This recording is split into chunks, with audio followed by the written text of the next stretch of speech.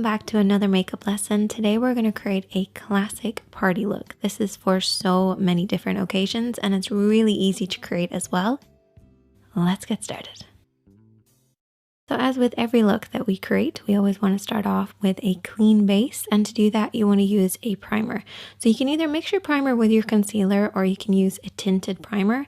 This one by Urban Decay, it's a classic. It's one of my absolute favorites. It's my kind of go-to. Basically, all you want to do is just apply this all over the lid. It will create a blank canvas for us to work on, disguise any discoloration, while also helping our eyeshadows last longer because it gives them something to hold on to, which is a really important part. Now let's recap on parts of the eye because I always get asked about this. So I like to split the eye into 3 sections. The lid, the crease area, this is where the lid creases into the eye shape, and then the brow bone, which is technically not the brow bone, it's just underneath the brows. I then like to split the lid into 3 sections as well. So we have an inner, a middle, and an outer. And then you have your 3 liner areas. So we have your waterline, which is the lower part that you can see.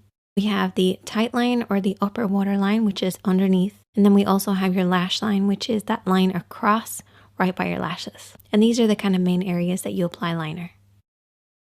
To create any eye makeup look, I usually use about 4 different eyeshadows. A highlight, a contour, and a midtone. Your midtone is basically in between your light and your dark. And then I also have a fade shade. Don't get scared, it's okay, we're only going to apply a very small amount of it, but it does make a big difference, and I'll explain why in a bit.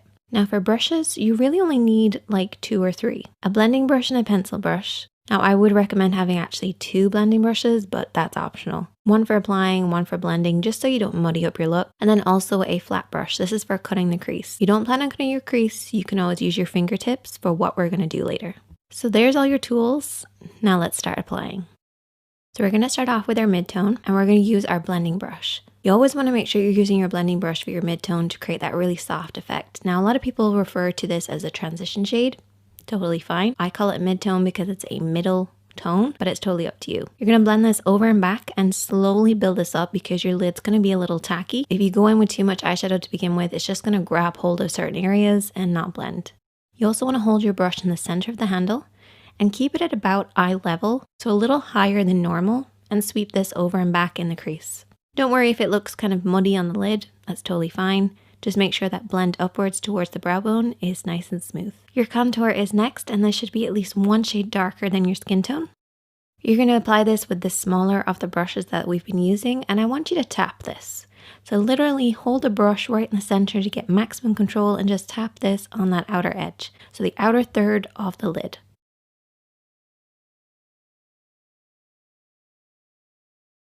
Then take your clean blending brush, holding it right down the end of the brush, sweep this over and back just to soften out any harsh lines.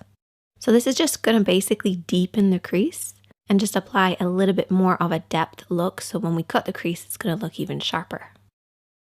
Okay, now we're going to cut the crease. So you're going to take your concealer brush with a little bit of concealer on it. So just follow the natural shape or create the illusion of a shape of a lid. And you can rest your pinky on your cheek for support. And what I do is I barely touch the skin as I go around the edges and then pull it downwards across the lid.